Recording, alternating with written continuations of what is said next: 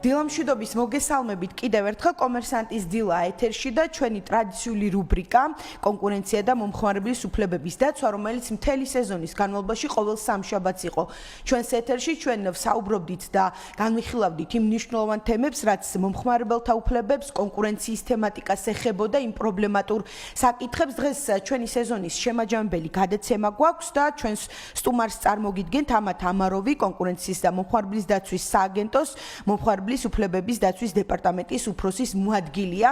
ჩვენთან დღეს სტუდიაში სტუმრად. მადლობა ბრძანებისთვის და მოგესალმებით პირველ რიგში.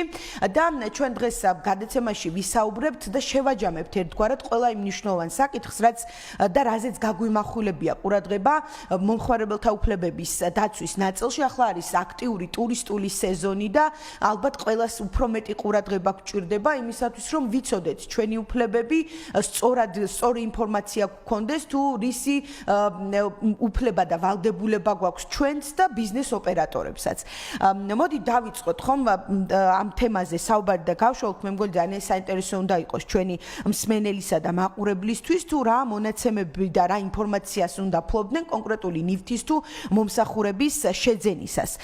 და მთავარი ესე ვთქვათ გზავნილები რაც შეგვიძლია მივცეთ ჩვენს მსმენელებს. მოდით სულ თავიდან დავიწყოთ. აი ნივთის შეძენის დროს რა არის ძირითადი რაზეც ვამახვილებთ ყურადღებას, რომ სრულყოფილად მივიღოთ ინფორმაცია კონკრეტულ პროდუქციასთან დაკავშირებით. მოგესალმებით, მივესალმებით ჩვენს მსმენელებს. ნამდვილად ძალიან ნაყოფიერი სეზონი გამოგვივიდა. ძალიან სასარგებლო და მნიშვნელოვანი ინფორმაცია მივაწოდეთ ჩვენს მსმენელებს, როგორც მომხმარებლის უფლებების ნაწილში, ასევე კონკურენციის ნაწილში და დღეს ალბათ შევაჯამებთ ჩვენს სეზონს და მივაწოდებთ ჩვენს მსმენელებს ის არსებითი ინფორმაცია და ის არსებითი სიახლეები, რაც გვაქვს მთელი ამ სეზონის განმავლობაში, რაზეც ვსაუბრობდით, ბევრ გადაწყვეტილებაზე ვისაუბრეთ და მოდი დავუბრუნდეთ ჩვენს შემაჯამებელ ასე ვთქვათ სიტყვას და რას უნდა მივაქციოთ ყურადღება, როდესაც ვყიდულობთ ნივთს ან მომსახურებას. იქნება ეს ადგილი, მაღაზია, სავაჭრო ობიექტი, ან ნებისმიერი ვებგვერდი, სოციალური ქსელი, როდესაც ჩვენ ვაპირებთ რაიმის შეძენას, აუცილებლად უნდა დავაზუსტოთ და დავაკონკრეტოთ, ვისგან ვყიდულობთ. კომპანიის დასახელება, თუ ეს ფიზიკური პირია, სახელი, გვარი, პირადი ნომერი, მისამართი, ტელეფონის ნომერი. ალბათ გაუჩნდება კითხვა მომხმარებელს და მსმენელებს, რისთვის გვჭირდება ხო ეს ინფორმაცია. თუ ნივთი აღმოჩნდება დაზიანებული, თუ ნივთს არ მოგვიტანენ, თუ იმ მოლოდინებს არ შეესაბამება, რა მოლოდინებიც გქონდა, ჩვენ უნდა გქონდეს შესაძლებლობა მივმართოთ მოვაჭრეს და მოვითხოვოთ ამ ნივთის შეცვლა, შეკეთება, დაბრუნება და ასე შემდეგ. თუ მოვაჭრე უარს განაცხადებს, მერე უკვე უნდა გქონდეს შესაძლებლობა, რომ მიმართოს უკვე კონკურენციისა და მომხმარებლის დაცვის სააგენტოს და ჩვენ მოვახდენთ რეაგირებას. სამწუხაროდ ბევრია ფაქტი, როდესაც მომხმარებლები ისე ყიდულობენ განსაკუთრებით სოციალურ ქსელებში, ისე ყიდულობენ ნივთებს, რომ არ იციან ვისგან ყიდულობენ, ქეშად იხდიან თანხას, კურიერს აძლევენ და ამით მთავრდება მათი ურთიერთობა მოვაჭრესთან და პრობლემის დადგომის შემდეგ უკვე არ იციან ვის გადაუხადეს ფული, ვის უნდა მიმართონ, ვის უნდა მოვთხოვოთ. ვიცით მხოლოდ და მხოლოდ დავუშვათ Facebook გვერდის დასახელება, რომელიც ხშირ შემთხვევაში შეიძლება შეიცვალოს, გააუქმდეს და ასე შემდეგ. კი, და არ ემთხვეოდეს რეალურ, თქვათ, იურიდიულ მონაცემს, ხო? გარდა ამისა, ორი ძირითადი სიახლე არის ამ კანონით, რაც აუცილებლად უნდა ვიცოდეთ და გვახსოვდეს. თუ ჩვენ საიტის მეშვეობით, ანუ ონლაინ ვყიდულობთ ნივთებს, უნდა ვიცოდეთ, რომ ნებისმიერი ან ყოველგვარი ახსნა-განმარტების გარეშე ჩვენ შესაძლებლობა გვაქვს 14 დღის განმავლობაში დავაბრუნოთ უპირობოდ. მაგალითად, ვიყიდეთ მაგიდა, რომელიც არ მოგვეწონა, არ ჩაჯდა ინტერიერში, კი ბატონო. შეიძლება იგივე მოგვიტანეს, ფერიც იგივეა, ნუ უბრალოდ არ მოგვეწონა, ან მეორე გვაჩუქეს დაბადების დღეზე. ამ შემთხვევაში ჩვენ შეგვიძლია უპირობოდ მივმართოთ მოვაჭრეს და დავაბრუნოთ ეს ნივთი. რა თქმა უნდა, გამონაკლისებიც არსებობს. კი ბატონო, აი ფიზიკური ვაჭრობის შემთხვევაში როგორია აქ დაბრუნების ვთქვათ პოლიტიკა? ამ შემთხვევაში თავად მოვაჭრე განსაზღვრავს დაიბრუნებს თუ არა. თუ მოვაჭრეს უწერია პირობებში რომ იბრუნებს უკვე ვალდებულება აქვს მოვაჭრეს და აუცილებლად უნდა დაიბრუნოს თუმცა თუ ეს ვალდებულება არ აიღო ნებაყოფლობით კანონი ამას არ ავალდებულებს და მეორე ყველაზე მნიშვნელოვანი სიახლე რაც გააჩნია ამ კანონს ეს არის კანონის მიერი გარანტია თუ ჩვენ მივიღეთ დაზიანებული ნივთი ან შეთანხმებულისგან განსხვავებული ნივთი. ჩვენ გვაქვს 2 წელი იმისთვის, რომ მივმართოთ მოვაჭრეს და მოვითხოვოთ ამ ნივთის შეცვლა-შეკეთება, ეს არის ჩვენი პირველი რიგის უფლება. თუ შეცვლა-შეკეთება ვერ ხერხდება, მერე უკვე შეგვიძლია მოვრიგდეთ ფასის შემცირებაზე, ან საერთოდ დავიბრუნოთ გადახდილი თანხა. ეს ვრცელდება აბსოლუტურად ყველა ნივთზე, მიუხედავად იმისა, რაც გვეტყვის მოვაჭრე, ხშირად გვსმენია ალბათ, რომ ამ ნივთზე არ ვრცელდება გარანტია, რაც სწორი არ არის. კანონი პირდაპირ გვეუბნება, რომ ნებისმიერ ნივთზე ვრცელდება 2 წლიანი გარანტია. თუ ის მივიღეთ დაზიანებული, განსხვავებული შეთანხმებისგან განსხვავებული, ამ შემთხვევაში შეგვიძლია მივმართოთ მოვაჭრეს და მოვაჭრეს. ანუ ეს ონლაინ შეძენის ეს ყველაზე ვრცელდება, ხო? ყველა ნივთზე მიუხედავად იმისა, რა ღირს ნივთი, სად შევიძინეთ, ჩვენ გვაქვს 2 წელი, პირველი 6 თვე მოვაჭრეზე ვრცელდება, ანუ მოვაჭრემ უნდა ამტკიცოს, რომ მომხმარებელს გადასცა უნაკლო ნივთი, ანუ ის ნივთი, რასაც შეთანხმდნენ, ხოლო 6 თვის გასვლის შემდეგ უკვე მომხმარებელმა უნდა ამტკიცოს, რომ მიიღო დაზიანებული ნივთი, განსხვავებული ნივთი და ასე შემდეგ. საჭიროებს დაბრუნებას ან ანაზღაურებას. და ასევე მნიშვნელოვანი საკითხი, რაც უნდა აღვნიშნოთ, რომ ნივთის შესახებ ინფორმაცია უნდა მივიღოთ ჩვენ ქართულ ენაზე, ხო, განმარტებული, იმიტომ რომ არის შემთხვევები, ხშირი აღარ არის, ვეღარ ვიტყვით, იმიტომ რომ პროდუქციის ძირითადი ნაწილი, მაგრამ მაინც მნიშვნელოვანია, რომ ჩვენთვის გასაგებ მშობლიურ ენაზე იყოს, სახელმწიფო ენაზე. ეს საკითხი მეტად აქტუალური ხდება ზაფხულში, როდესაც აქტიურდება ეს დასვენების სეზონია, მშობლებებია, ზღვისპირა ქალაქებში იხსნება კაფეები, კვების ობიექტები.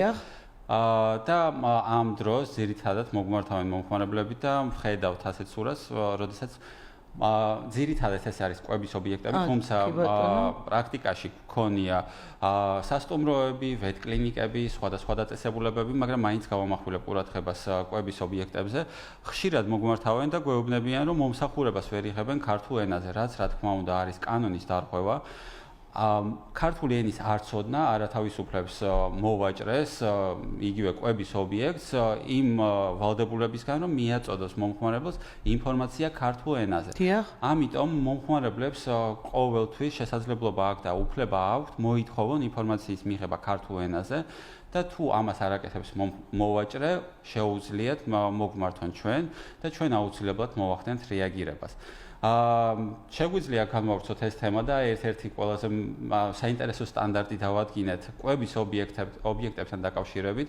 ალბათ ხშირად გვინახავს მენიუებში წარწერა გადასახადს დაემატება მომსახურების 10%, 15% ან შეიძლება სხვა პროცენტი იყოს. ესეც არის კანონის დარღვევა. მენიუში მითითებული უნდა იყოს საბოლოო ფასი, ან მომხმარებელს არ უნდა უწევდეს კალკულატორის დაანგარიშება, თუ რამდენის გადახდა მოუწევს საბოლოოდ. ამიტომ ეს მომსახურება აუცილებლად როგორც DGG დამატებული ღირებულების გადასახადი, ასევე ნებისმიერი სხვა სავალდებულო ხარჯი იქნება ეს მომსახურება.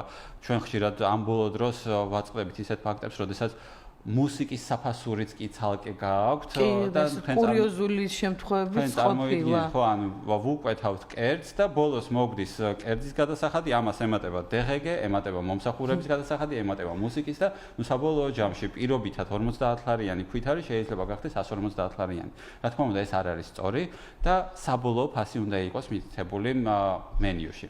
კი ბატონო, ანუ კერძებში ყველა ხარჯის დაანგარიშებით უნდა ვიღებდეთ ინფორმაციას და ამ ნაწილში საკმაოდ ისეთი მნიშვნელოვანი ცვლილება იყო თავად სარესტორნო ბიზნესისთვისაც, გვხდებათ ეს დარღვევების შემთხვევები, ესეთ ფასებთან მითითების ნაწილში? გვხდება სამწუხაროდ, ბევრმა მოვაჭრემ დღემდე არ იცის ეს რეგულაცია, ამაზე რა თქმა უნდა მუშაობთ და პერიოდულად ვხვდებით მოვაჭრეებს, ვაცნობებთ ამ სიახლეებს, ასევე ყველა ჩვენ მიერ დადგენილი სტანდარტი იგზავნება მსგავს ობიექტებში, ან სექტორულად იგზავნება და ინფორმაციას ვაწვდით, რომ მოქმედებს ასეთ რეგულაცია და თავიდან განსაკუთრებით ბევრი განცხადება იყო, ამ ბოლო დროს იმდენი არ არის, თუმცა მაინც შემოდის და რა თქმა უნდა რეაგირებას ვახდენთ.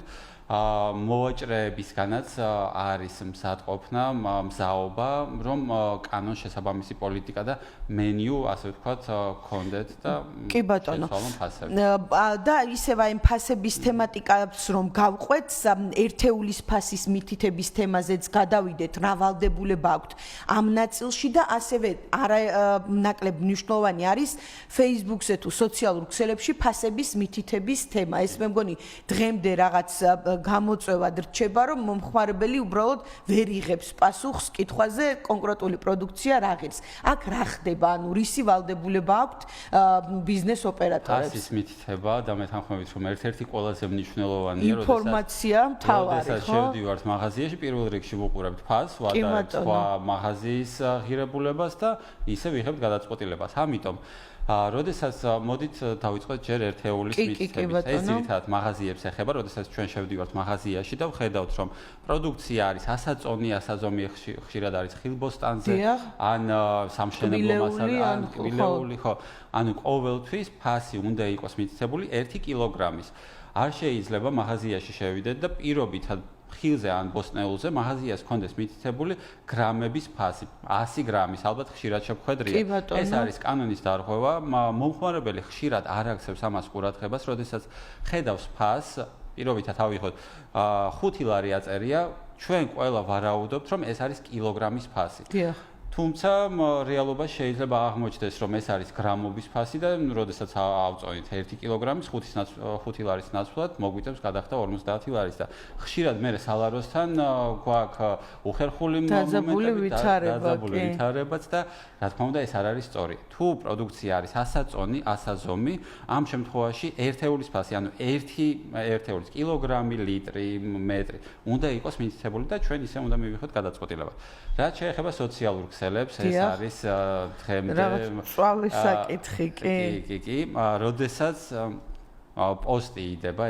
ეგრეთ წოდებული მოვაჭრეს თავაზობს გარკვეულ ნივთს და ფასი არ არის მითითებული და ნუ კომენტარებს თუ გავხსნით დავინახავთ რომ უამრავი ხანდახან ათასობით კომენტარი იწერება რომ პირადში მოგწერთ კი ფასი თხოვენ და პასუხი არის გთხოვთ იხილოთ პირადი შეტყობინება ბევრი მომხმარებლისთვის ეს არის ძალიან გამახიზიანებელიც კი, იმიტომ რომ როგორც აღვნიშნეთ, ფასი არის ერთ-ერთი ყველაზე მნიშვნელოვანი მახასიათებელი, რის საფუძველზეც ვიღებთ გადაწყვეტილებას და პირადად მე მქონია ისეთ შემთხვევები, როდესაც მინდოდა შეძენა ნივთის, მაგრამ აი ფასი რო არ იყო მითითებული, უკვე ან სურვილიც კი არ გამჩენია მიწერის დაზუსტების და ანუ საერთოდ კომუნიკაციაში არ შევსულ ვარ კი, იმიტომ ხო, რამდენიმე აი ესეთი პოსტის ქვეშ წამიკითხავს განმარტებაც, რომ თითქოს რაღაც აი კონკრეტული ბრენდის პოლიტიკაა, რომ არ იყოს ესე საჯაროდ გამჟღავნებული საფასო პოლიტიკა, კანონი რას ამბობს, უბრალოდ სტანდარტი რას ამბობს ამ შემთხვევაში. ჩვენი სტანდარტი ყველა ეფუძნება კანონს და კანონის და სტანდარტიც გვეუბნება, რომ ფასი აუცილებლად უნდა იყოს მითითებული, იქნება ეს სოციალური ქსელი, იქნება ეს ჩვეულებრივი ვებგვერდი თუ ნებისმიერი მაღაზია, როდესაც ჩვენ შევდივართ და ვაპირებთ ნივთის შეძენას ფასის შესახებ ინფორმაცია ჩვენთვის აუცილებლად ნათელი მკაფიო უნდა იყოს და გასაგები. შესაბამისად ამ კუთხითაც ძირითადად სოციალურ ქსელებში ჩვენ გვესმის რატომაც აკეთებენ მაგას იმიტომ რომ Facebook-ის ალგორითმი რაც უფრო მეტი კომენტარი დაიწერება მით უფრო პოპულარობა ზრდის ხო რა თქმა უნდა მაგრამ ამის სანაცვლოდ არ შეიძლება ჩვენ დავარღვიოთ მომხმარებლის უფლებები და არ მივაწოდოთ ინფორმაცია ჩვენ შეგვიძლია ჩვენი პოპულარობა და ჩვენ ანუ ამ ალგორითმებზე სხვანაირად ვიმოქმედოთ და სხვანაირად განმოვითაროთ ჩვენი ბიზნესი ჩვენი ბიზნესის განვითარება არ უნდა ეწინააღმდეგებოდეს მომხმარებლის უფლებების დაცვის კანონს. კი ბატონო და ერთ-ერთი ბოლო ასე ვთქვათ საკითხი ჩვენს ერთ-ერთ ბოლო გადაცემაში რაზეც ვისაუბრეთ ბილეთების თემასთან და მის დაბრუნებასთან დაკავშირებით ალბათ ნუ სხვა პროდუქციასაც ზეც ვრცელდება თუმცა აი ყველაზე მწვავე საკითხი რაც იყო ბილეთების და ღონისძიებების გაუქმების გადადების დროს როგორ იქცევიან უშუალოდ კომპანიები და საკითხი რაც იწევდა ესე ვთქვათ, ორაზროვან მიდგომას, ეს არის საკომისიოები, რომელიც ემატება ბილეთის შეძენის დროს, ვთქვათ, მომსახურების სანაცვლოდ. აქ როგორი, ესე ვთქვათ, გადაწყვეტილებებია მიღებული და რომ ვიცოდეთ, ახლა ხშირი არის, ვთქვათ, ეს იქნება სკრინინგზის ბილეთები თუ სხვა შეძენის დროს, რა უნდა ვიცოდეთ დაბრუნების პოლიტიკა როგორი უნდა იყოს. ეს არის ჩვენი ერთ-ერთი ბოლო გადაწყვეტილება და დადგენილი სტანდარტი, საქმე ეხებოდა საქართველოში გვაქვს ძირითადად ორი პლატფორმა, Ticket.G და Bilet.G, სადაც ვყიდულობთ ბილეთებს. იქნება ეს თეატრი, სხვადასხვა ღონისძიებები, კონცერტის ბილეთები, ნებისმიერი ბილეთი, როდესაც ვყიდულობთ. ალბათ დაკვირვებულია ჩვენი მსმენელი, როდესაც ვიხდით თანხას, ინფორმაცია გამოდის, რომ პირობითად ბილეთი ღირს 200 ლარი და საკომისიო შეადგენს, ანუ პლატფორმის Ticket-ის და Bilet.G-ის საკომისიო შეადგენს პირობითად 20 ლარს. ეს ინფორმაცია მოგვეწოდება, რა თქმა უნდა, ეს არ არის კანონის არღვევა, პლატფორმას შეუძლია გარკვეული საფასური დააწესოს თავისი მომსახურების, მაგრამ რა ხდება იმ შემთხვევაში, როდესაც იქნება ეს კონცერტი თუ თეატრი უქმდება და ჩვენი ბრალეულობა ამაში არაა, ხო შეიძლება გადაიდოს განსაკუთრებით აქტუალური და აქტიური იყოს პანდემიის დროს, როდესაც აბსოლუტურად ყველა ღონისძიება გაუქმდა. და ვისაც ჰქონდა შეხება ამ პლატფორმებთან, ალბათ დაინახავდნენ, რომ პლატფორმა უბრუნებდა ბილეთში გადახდილ საფასურს, ანუ ჩვენს 200 ლარს და არ უბრუნებდა მომსახურების საფასურს პირობითად იმ 20 ლარს. რა თქმა უნდა, ეს ჩვენ ვიმსჯელეთ ამ საკითხზე და ვთქვით, რომ მომხმარებელი ცალკე ამ მომსახურებას ხო არ ყიდულობს პლატფორმებისგან, ხო, ანუ არ შედის, ეს მომსახურება ვერ იქნება განცალკევებული იმ ღონისძიების საფასურისგან. ჩვენი ძირითადი მიზანი არის ვიყიდოთ ღონისძიების ბილეთი და უბრალოდ მომსახურებით, რადგან სარგებლობ პლატფორმის, ვუხდით პლატფორმასაც. პლატფორმა არ უბრუნებდა ამ საკომისიოს, რაც ცალსახად არის კანონის დარღვევა, ჩვენ დავადგინეთ, ვიმსჯელეთ ამაზე, განვუსაზღვრეთ ორივე პლატფორმას, Ticket.G-საც და Bilet.G-საც გონივრული ვადა, რა დროსაც უნდა აღმოფხვრას ეს ხარვესი და თუ ღონისძიება უქმდება არა მომხმარებლის ბრალეულობით, ან გადაიდება, ხო? ამ შემთხვევაში მომხმარებელს უნდა ქონდეს შესაძლებლობა და უფლება დაიბრუნოს სრული თანხა. ეს არ არის მომხმარებლის ბრალეულობა, ხო? ანუ ჩვენ თუ გადავიხადეთ პირობითად ჯამში 220 ლარი, ჩვენ უნდა დაგვიბრუნდეს 220 ლარი. ეს არის ძალიან მნიშვნელოვანი გადაწყვეტილება და ყველა მსმენელებისთვის ძალიან აქტუალურია განსაკუთრებით ხო ის ხშირ შემთხვევაში საკომისიოც არ არის ესეთი პატარა თანხა გააჩნია ბილეთის ღირებულებასაც და რომ ყოფილიყო აი ბილეთების ამობეჭდვის მომსახურება ხო ანუ თქვენ იყიდეთ ბილეთი მაგრამ პლატფორმას დამატებითი მომსახურება აქვს რომ აი შეუძლია ამოგიბეჭდოთ ანუ ეს არის განცალკევებული მომსახურება ანუ მე შემიძლია ავირჩიო ან თავად შემიძლია ამოვბეჭდო.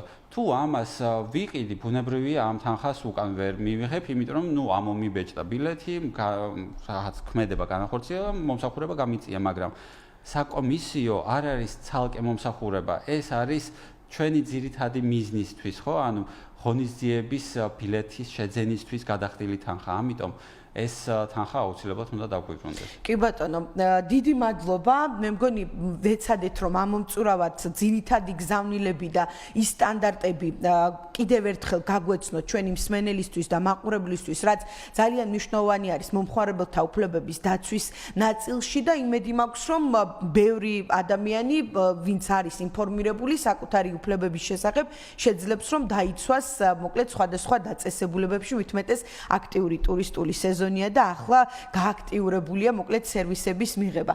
მადლობა მობრძანებისთვის, საინტერესო საუბრისთვის, ამათ ამაროვი კონკურენციისა და მომხმარებლის დაცვის სააგენტოს მომხმარებლის უფლებების დაცვის დეპარტამენტის უფროსის მოადგილე იყო ჩვენი სტუმარი. ჩვენ ამ რუბრიკის ფარგლებში წელს გემშვიდობებით სექტემბერში დავბრუნდებით ეთერში. გემშვიდობებით ნახვამდის.